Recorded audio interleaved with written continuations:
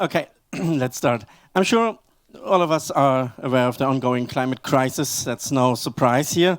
And we as individuals can only do so much, to counteract. The problems, as we all know, lie with the big industries.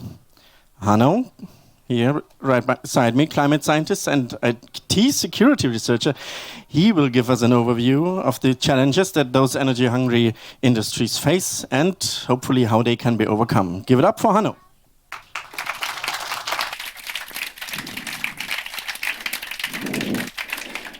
Yeah, hello. Just a correction, I'm not a climate scientist, but I'm a journalist and write a lot about these topics. So, yeah. Yeah, I want to talk about the climate crisis and what we can do about it. And as an intro, I want to show you this graph, which is the CO2 concentration in the atmosphere. And as you can see, it's going up. And there's something important to understand here, and that is it will keep going up as long as we add more CO2. Even if we slow down in adding CO2, it will still go up. Then it will go up slower. So, and the conclusion from that is reducing emissions is really not enough. We need to essentially stop emissions, at least from CO2. For other greenhouse gases, it's a bit more complicated. But for CO2, it's really, if we keep adding CO2, then it's going to get warmer and we will have more problems. Therefore, essentially, we have to eliminate CO2 emissions everywhere, except maybe a few we might be able to compensate, but that's really difficult and expensive. So essentially, we need to look everywhere where there are CO2 emissions and we need to get rid of them. And when we talk about CO2 emissions, of course, we often talk about things like this. This is a coal power plant. This is very bad, and we should replace these with better types of energy, like something like this. And of course, I know there are complications with that. We need storage, intermittency, etc. That's not my topic today. I'm aware of it. But that's good to do that, but it's not enough. Because it's not just about electricity. We have many other sources of emissions. And for example, we have productions, things like steel production, cement production, paper, plastics, aluminium, glass, aviation, shipping, agriculture, and a lot more. And the interesting thing about this is, for each of these pictures here, I could tell you a story why it's really difficult to get rid of these emissions, why we will need new technologies to tackle these emissions. Unfortunately, I don't have enough hours to talk about all of them, so I will just talk about two. Yeah. So the first thing I want to talk about is plastics. We often talk about plastics when it's about waste handling or microplastics, plastics pollution, but the climate issues associated with plastics don't get talked about that much. I think it's also because it's kind of a bit complicated, but that's what I want to explain to you and what we could do about it.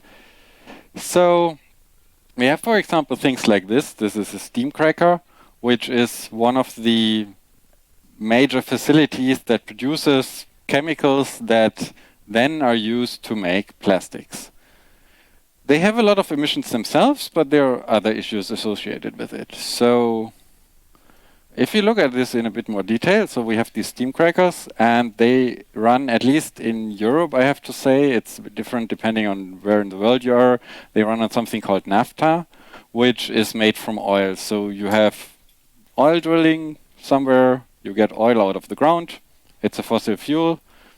Then you have an oil refinery, which kind of splits up this oil into different fractions, and you get the usual stuff like gasoline for cars or kerosene for planes. And one product these oil refineries also make is naphtha, which is what plastics are usually made of. This naphtha is fed into these steam crackers. They need a lot of energy themselves because they need a lot of heat. It's around 800 degrees Celsius. That heat is also provided by fossil fuels. That is usually fossil gas. And that produces a lot of CO2 because when we burn gas, of course, that makes CO2. What comes out of these steam crackers are mainly the so-called olefins, ethylene and propylene. if there are any chemistry teachers in here, there are a lot of more things that come out of these steam crackers. I try to simplify it as much as possible. But these are the two most important chemicals that are used to make plastics. And then there are further steps, but these steam crackers are actually the ones where most of the energy is used. But we also have to think about something else, and that is what happens with the plastics after they have been used. I mean, most plastics is things like packaging. It gets used maybe for a few weeks, and then it goes into the trash, right? And if you look at this on a world scale, then most of the plastics ends up in landfills. Around 20%, 19% is estimated to go into waste incinerators, so it is burned to generate energy. Then there's this category mismanaged, which essentially means either you throw plastics into nature or you burn it in your backyard. That's not good, but that's what around 22% of plastics, what happens to it. And then there's recycling, which is on a worldwide scale around 9%. I should say here that this differs widely depending on where in the world you look. For example, here in Germany, landfills are forbidden and most of the plastics is burned for energy. Now, maybe we wait till the train is... it's stopping here. Yeah. So, no matter what, all of these cause emissions in some form. So, if it's mismanaged, so of course, if you burn plastics in your backyard, you really shouldn't do that. It's also kind of illegal here. It causes CO2, because if you burn something that is made from oil, it causes CO2. It also causes, of course, air pollution and other bad things. Yeah.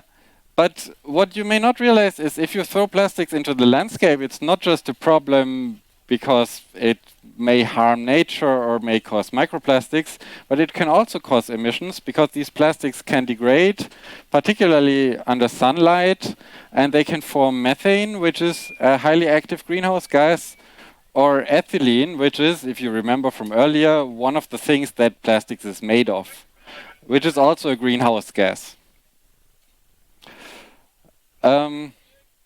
Then landfills are also a source of methane emissions. And this is one reason for that is that the same thing as if you throw it in nature, if you have plastics and you have sunlight, then it may degrade. But there's also an effect that in landfills usually they don't have just one type of waste, but they have a mix of all kinds of things. And the plastics can lead to the organic content of the landfill to degrade into methane as well. So yeah, there it gets a bit complicated, but also there are greenhouse gas emissions from landfills. Then waste incinerators, or I don't know, in Germany you call them Müllverbrennungsanlage, sometimes they are called waste-to-energy plants. Essentially, you're burning waste for energy. These have actually the highest CO2 emissions from all these things, and I kind of only really realized this when I researched this, that because like in Germany, landfills are forbidden and we're basically burning most of the waste, which is, and sometimes it's even, waste incinerators are sometimes even considered as a type of green or clean energy, but they are the highest, from the greenhouse gas emission perspective, they are the highest emitting ways to treat waste plastics. That's not to say we should go back to landfills, probably not, and probably we don't have the space anyway, but it's an interesting thing to keep in mind.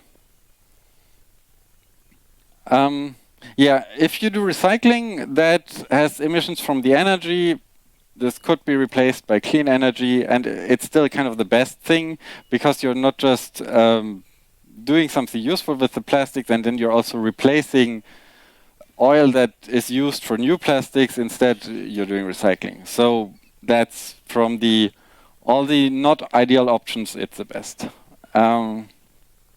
But like, how should we think of these plastic end-of-life emissions? And I really think the way we should think about this is that plastics are fossil fuels. Like, they're made from oil, they contain carbon. If you make new plastics, you add new carbon to the system, and that will usually eventually be turned into some form of carbon emissions. So really what we have to think about when we want to make plastics without carbon emissions, we need to tackle two things. We need to tackle the energy used to make plastics, and we need to tackle the feedstock, like what these plastics are made of, which is today usually oil or gas. And like for the energy, we could think about doing electrification. Like most of the energy needed is for heat, and heat can be generated with electricity. And then, of course, we have to worry about having enough clean electricity and having that reliably and in enough quantities. But it's a pathway one could go. BASF is currently building the world's first electric steam cracker furnace in Ludwigshafen. They have announced last year that they started construction. I expect that they will soon announce probably that they have finished it and will start it. But that's currently the only one worldwide. And if you look at the numbers, don't consider these as super exact, because what they publish is, I had to compare yearly capacities with hourly, but it's roughly around 1.8%. So this is, yeah, it's a start, but it's still a long way to go. This electric furnace has needs around 6 megawatts of electricity.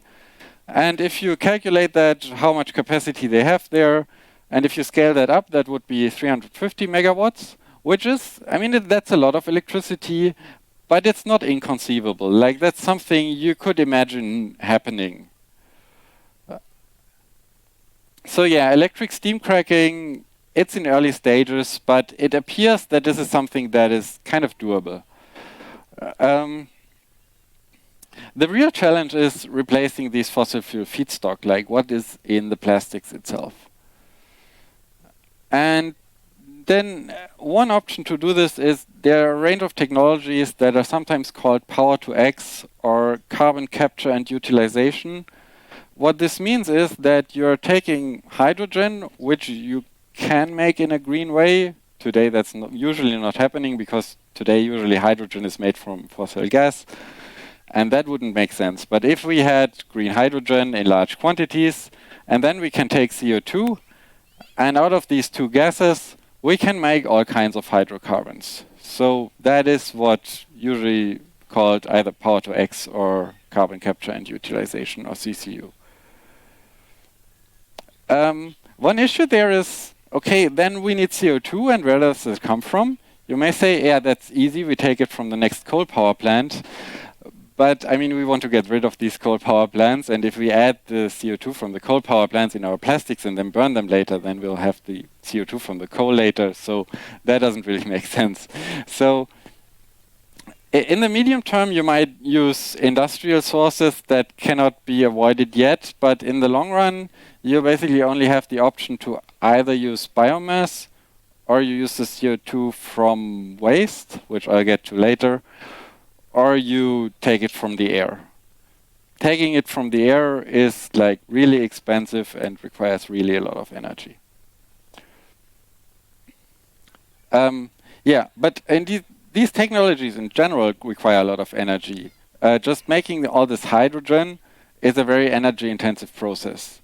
There has been a study a couple of years ago, which I'm citing here, that had estimated if you convert the whole chemical industry to such processes that take CO2 and hydrogen, then you would end up with something between 18 and 32 petawatt hours.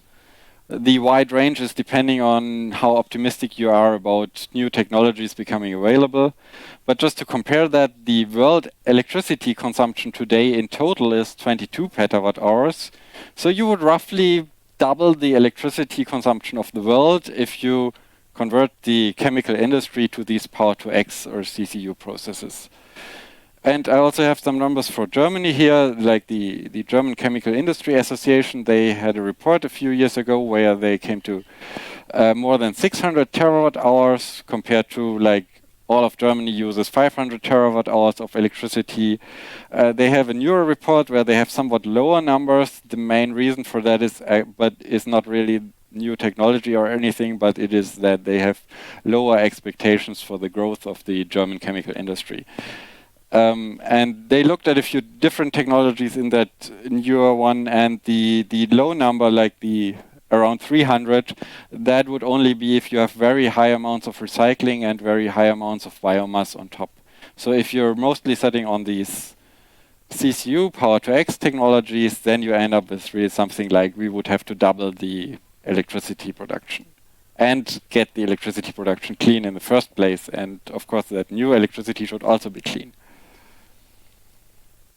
So yeah, then you may wonder, okay, can we make this more efficient, and are there alternatives to this? And now there are different types of these power to X technologies, and yeah, I'll go a bit into that in more detail. So this is like a slight modification from the picture earlier, where we have the steam cracker that gets naphtha from an oil refinery, and then there's a technology which is called a Fischer-Tropsch synthesis. This has originally been developed to make oil out of coal, but it can also be used to make something like raw oil from hydrogen and CO2. So, and then we would basically just have this first step replaced, and the rest could roughly stay the same. I mean, we probably wouldn't want to make gasoline from that. I know in Germany there's a debate whether you should do that. It makes no sense, and it's only a debate in Germany. But for things like chemicals and also for things like kerosene for airplanes, which we should probably reduce, but we will have airplanes in the future probably, we might need to do this.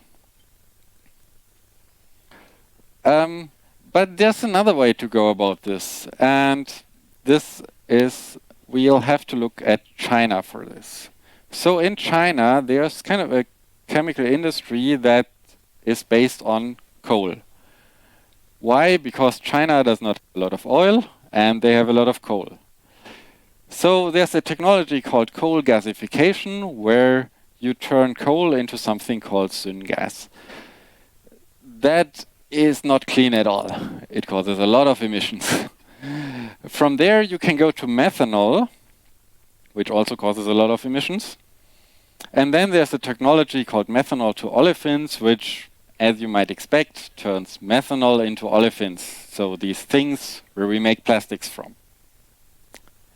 Now, you could imagine ignoring that thing on the left side and replacing it with something else. Green methanol this is a facility in Iceland. It has been running since 2008. It was like the first green methanol facility. They are located close to a geothermal plant, which gives them heat cheap from the geothermal plant. It gives them CO2 from the geothermal plant, which is not widely known, but geothermal plants also cause CO2 emissions. And with that, and they have cheap electricity, with which they produce hydrogen. And so from the hydrogen and the CO2 and with the heat, they produce methanol. So this is technology that is in principle available, still requires a lot of electricity, but it's something that exists. So yeah, we could imagine having the picture before, but replace the left part, like we have green hydrogen, we have CO2, we make green methanol. Then we have this methanol to olefins process, which of course we also have to power by renewable energy, but that's also mostly process heat and that's doable. And then we have these gases from which we can make plastics. Now you may say, okay, how far is this? And interesting enough, there's this company from Iceland that I just showed you that had built this first green methanol plant. They have entered a collaboration with a Chinese company that is the biggest producer of these, like the biggest operator of these methanol to olefin plants. So these coal-based chemistry for plastics. And they are starting to build a facility there where they use this green methanol technology to replace some of their methanol from coal. Now, I should say there are a lot of caveats with this. They are not using green hydrogen. They are using hydrogen they get from other processes. They are not using green electricity. So it's not a full-scale chain of green production. But still, this reduces emissions because these emissions from coal gasification are so high.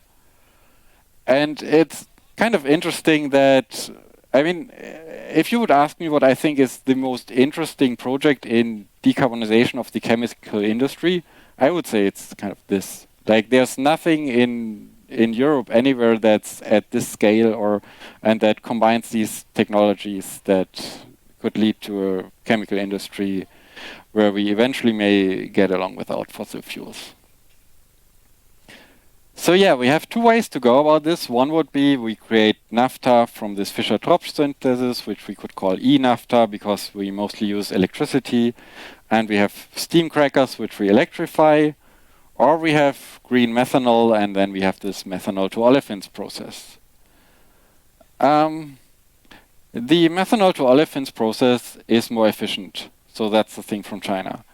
That's not me saying this, but that is written in a document that the German Chemical Industry Association published.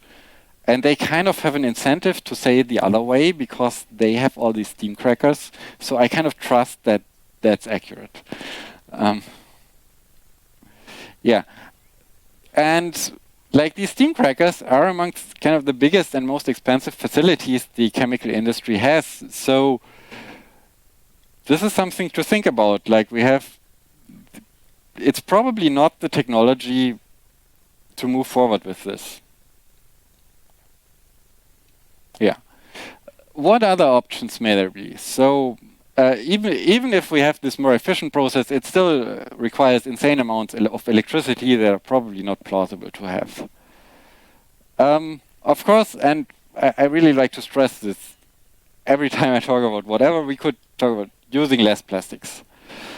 We should be aware of unintended consequences, like for example, if we replace plastics with something that is even more damaging to the climate, then that would not be a good idea.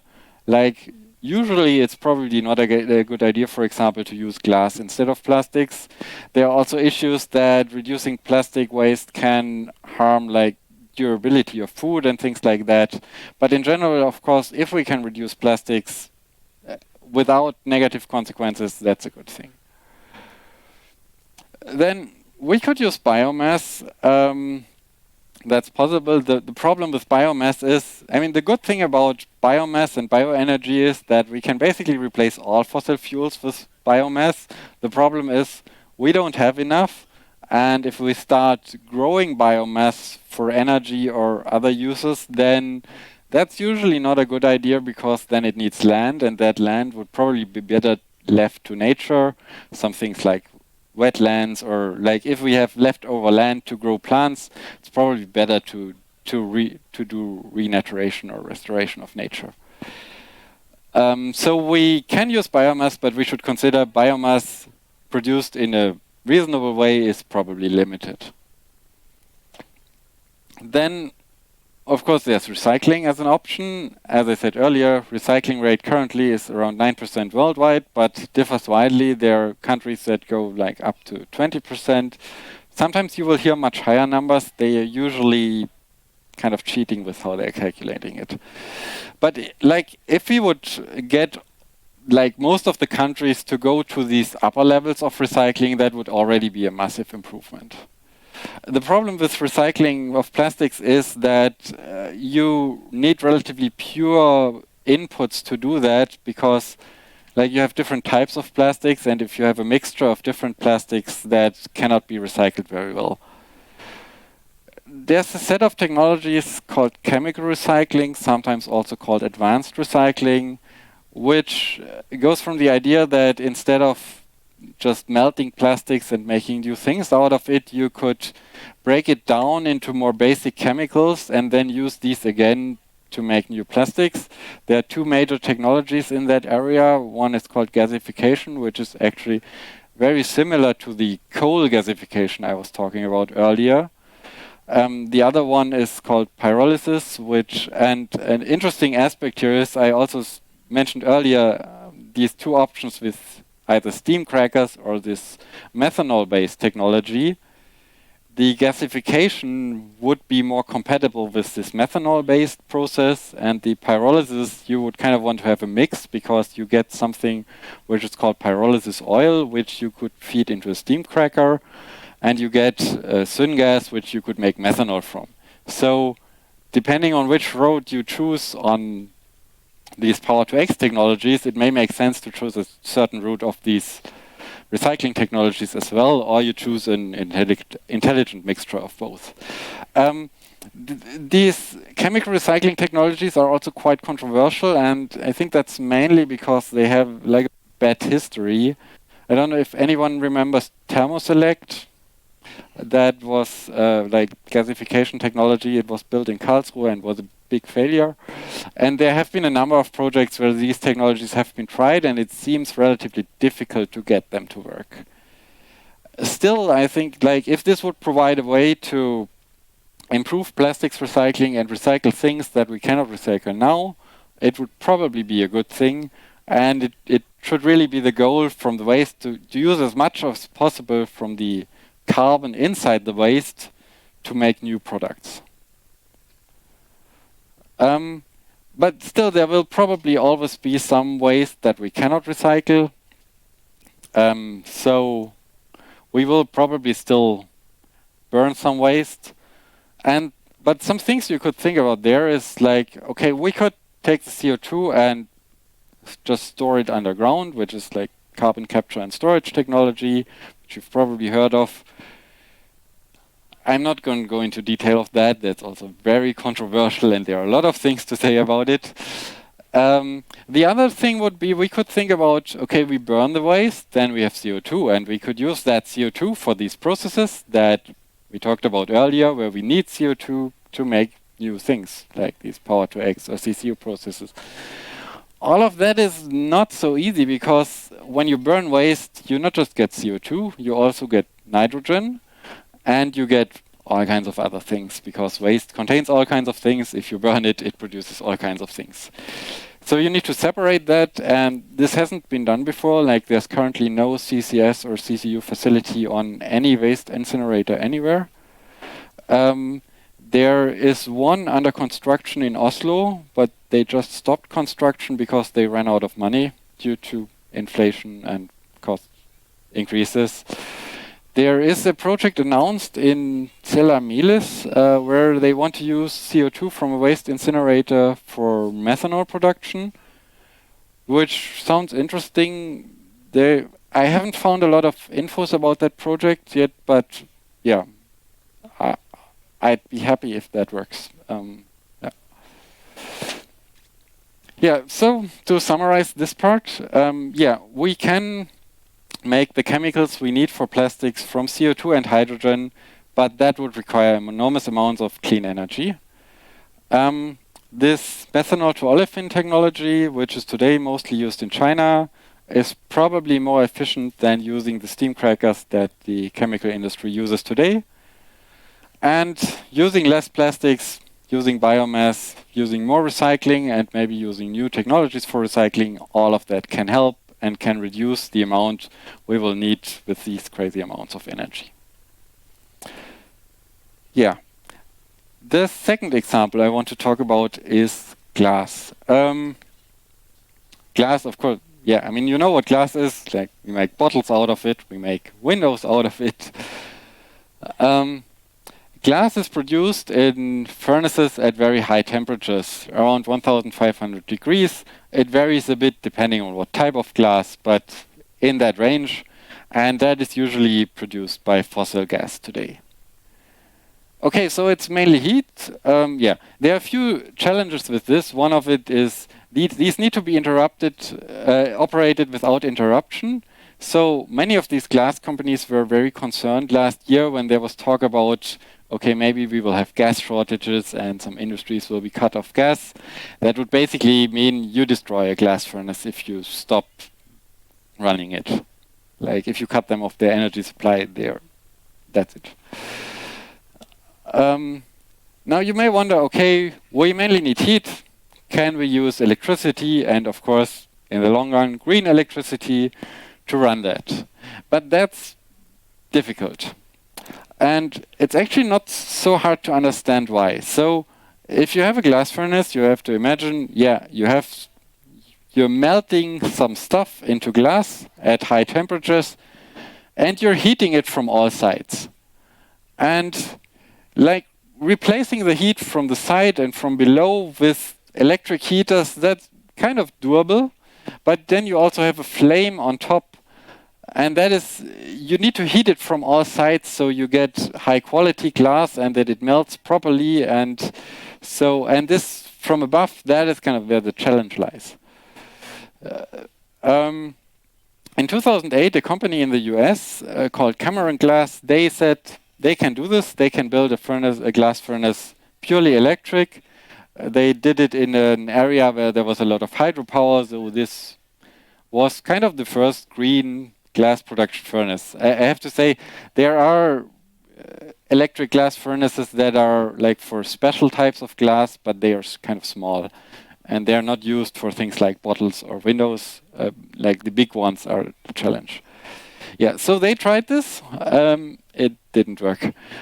So the furnace was unable to heat the glass properly and evenly, and there was a major accident. Molten glass leaked out. Luckily, no one got hurt, but it was a multi-day incident where the fire brigades had to come, and yeah. So, and this company filed for bankruptcy the year later. And I had written an article about this, like the question of how to decarbonize glass last year, and I talked to a few people from the industry, and like everyone mentioned this thing. Like they said they tried this with electricity, and that was kind of the incident for our industry where we got scared of this. But then you can ask, okay, but can we maybe use mostly electricity and some gas? And that is what the industry is currently trying. So there are 2 projects for hybrid glass furnaces, and I'm happy to say this here because when I wrote about it last year, what I had to write was, there was a project, but it was cancelled because they didn't get the funding. Now they got the funding from somewhere else. This is the first one here on the list. These are Next Gen Furnace. It's a glass company in Germany that they want to build.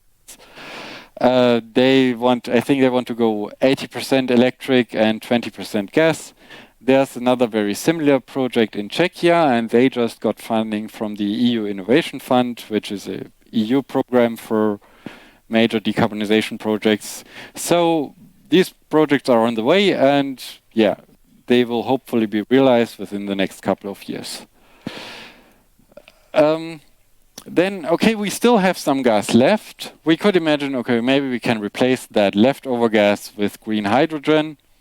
That would be kind of the next step. And if we have enough green hydrogen, which by itself is a huge challenge, but then we could decarbonize the energy supply for glass making. But there's still another problem. Like, even if we do that. So, what is glass actually made of? So, standard glass contains 3 main ingredients. One is so-called silica. That is not a problem. The other 2 are limestone, which is chemically calcium carbonate, or CaCO3. And the other is so-called soda, which is natrium carbonate, Na2CO3. Some chemical formulas. I hope nobody is scared of that. And these are called carbonates, and they contain carbon. So what happens in the glass furnace? If you heat these things up, they turn into other minerals. So this calcium carbonate turns into calcium oxide, and that produces CO2. The natrium carbonate turns into natrium oxide, and that also produces CO2. And so the mineral inputs that are used to make glass, they contain carbon, and this causes emissions. And there's really no good solution for this. We can do recycling. if we recycle more glass, then we already have these transformed chemicals, and then we don't have these emissions. But we will never have perfect recycling, so that can only go up to a certain point. Yeah, also maybe carbon capture and storage. I also asked that people from the glass industry, they said they don't think that's really workable, because if you want to do carbon capture and storage, you also need CO2 pipelines and things like that. And these glass production facilities are relatively small and they're relatively distributed. So that's kind of challenging if you want to get the CO2 and then store it somewhere. Yeah, so to summarize the glass making, making a fully electric glass furnace, that's difficult. We may be able to have mostly electric hybrid furnaces that run with green electricity and green hydrogen, and that could decarbonize the energy supply. But there's really no solution yet for these emissions from these minerals or carbonates. Yeah. More general conclusions from my talk. Yeah. And this is really the message I want to get across. Like, if we want to fix climate change, or whatever you want to call it, basically almost every industry needs to change. They need to change their processes in major ways to avoid emissions. And many of these are really in early stages. Like, we have ideas how to do this. Maybe we have pilots, maybe we have early stage developments, but a lot of that has really not been tried in larger scales. Yeah, that's what I just said. Yeah, and that's also like a big message. We'll need a lot of green electricity to make that happen. I mean, looking at it from a place like Germany, we probably won't have all that green electricity here. We will also have to think about what can we import. Like, if you think about these chemical productions, maybe we can import green methanol, and then, yeah. But that's really like, we need enormous amounts of clean electricity, and I think that's not really realized at the scale that it will be necessary. Yeah. I also have a small advertisement block, because, I mean, earlier I said there are all these other things I could also talk about. And of course, you probably want me to talk about that. And I want to try doing talks like this, but like for the internet on YouTube. So you can subscribe there. And I also write a newsletter where I write about these things. I've written, for example, about some steel decarbonization and cement and things like that. Yeah, if you want to subscribe there, I also have flyers with the URL. So yeah, take that if you're interested. And yeah, I think we have some time for questions. Yeah. Yes, thank you very much, Hanno, for that very insightful talk.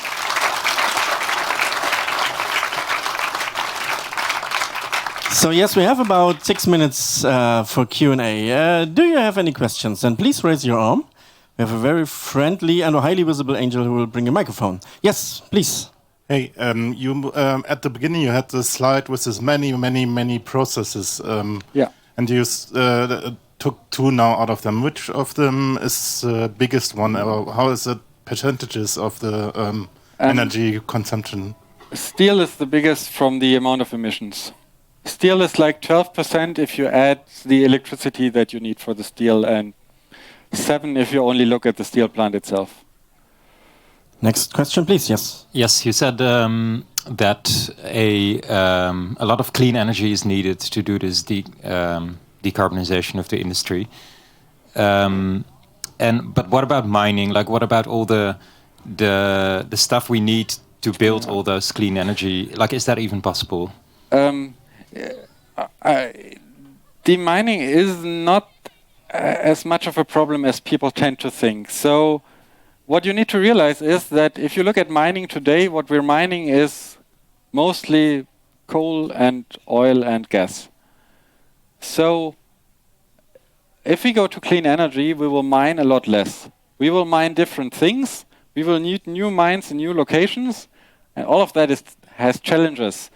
But there have been a few studies, like there isn't really any mineral or material where there's a major shortage or where you couldn't imagine doing that mining. And really, I think this is an important message. Like, the amount of mining will be reduced if you go to clean energy. Okay, back there, please.